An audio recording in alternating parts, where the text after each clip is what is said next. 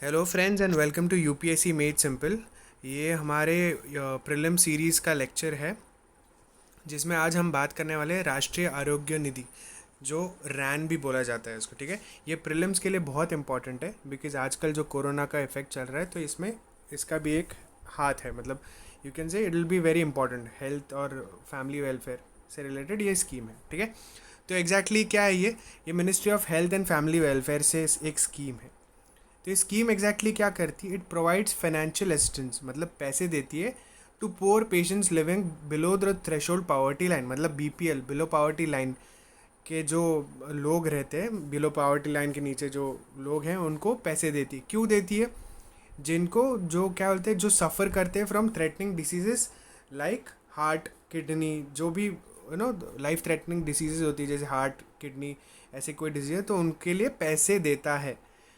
ठीक है, ये बेसिकली कंपोनेंट क्या है? मतलब ये राष्ट्रीय आरोग्य निधि में 3 कंपोनेंट आते हैं। पहले है राष्ट्रीय आरोग्य निधि खुद, फिर दूसरा आता है health ministers cancer patients fund, और तीसरा है financial assistance for patient suffering from specified rare diseases. ठीक है, तो पहले हमने इसकी बात कर ली जो असिस्टेंस देगा पुअर पीपल को।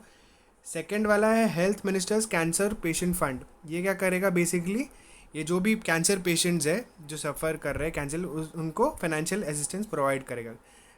क्या, कहाँ पे करेगा? For their treatment at regional cancer centres, tertiary cancer centres and state cancer institutes. ठीक है, ये सेकंड कंपोनेंट था। अब ये थर्ड कंपोनेंट क्या है?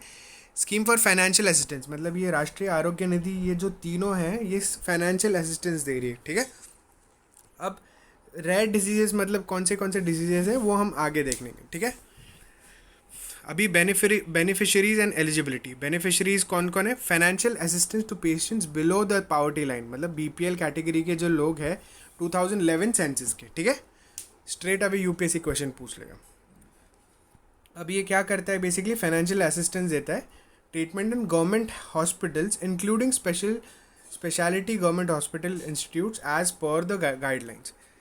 अभी अभी हम पढ़ेंगे कि categories of treatment for financial assistance, कौन से कैटेगरीज में आपको राष्ट्रीय आरोग्य निधि से पैसे मिल सकते हैं। ठीक है, कार्डियोलॉजी एंड कार्डियक सर्जरी, मतलब आपके हार्ट से रिलेटेड, कैंसर से रिलेटेड, यूरोलॉजी गैस्ट्रो से रिलेटेड, ऑर्थोपेडिक से रिलेटेड मतलब बोन से related, neurology, endocrinology, mental illness, gynaecology.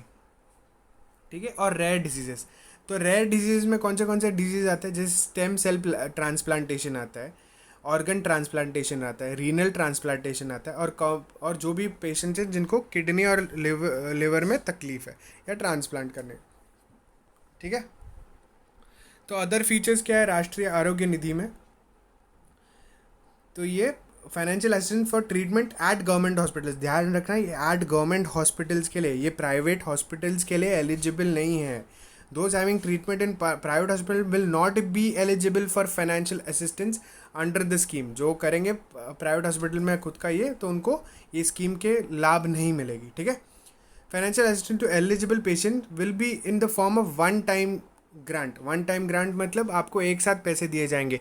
ऐसे नहीं कि पहले 5,000, 10,000, 15,000, ऐसे नहीं होगा, स्टेजेस में नहीं। वन टाइम 1,00,000 रुपया, वन टाइम 10 लाख, और मैक्सिमम कितना देंगे? 15 lakhs will be the maximum cap, इससे ज़्यादा आपको नहीं देंगे। ठीक है, राष्ट्रीय आरोग्य निधि में government servants and families will not be eligible under this scheme, मतलब जो भी गवर्नमेंट में काम करते हैं और उनकी फैमिली मेम्बर्स को ये स्कीम एलिजिबल नहीं होगी। अगर आपने खुद से पैसे भरे तो आपको ये स्कीम के अंडर रीइम्बर्समेंट भी नहीं मिलेगा। मतलब रीइम्बर्समेंट मतलब आपने पैसे भरे, आपको गवर्नमेंट बाद में देगी। Families covered under Ayushman Bharat प्रधानमंत्री Jan Arogya Yojana will not be eligible for assistance under RAN and HMCPF, मतलब जो health ministers cancer patient relief fund है उसमें ये नहीं रहेंगे। ठीक है, powers are delegated to the medical superintendent or the director of the hospitals with revolving funds for providing treatment up to 5 lakh for eligible patient in each case। ठीक है, तो मेडिकल सुपरिटेंडेंट होता है या जिसको डायरेक्टर भी बोलते हैं हॉस्पिटल्स में, उसके हाथ में है 5 लाख तक का आपको ये कर सकता है। अभी ये important, maximum financial assistance admissible under the scheme will be 15 lakhs।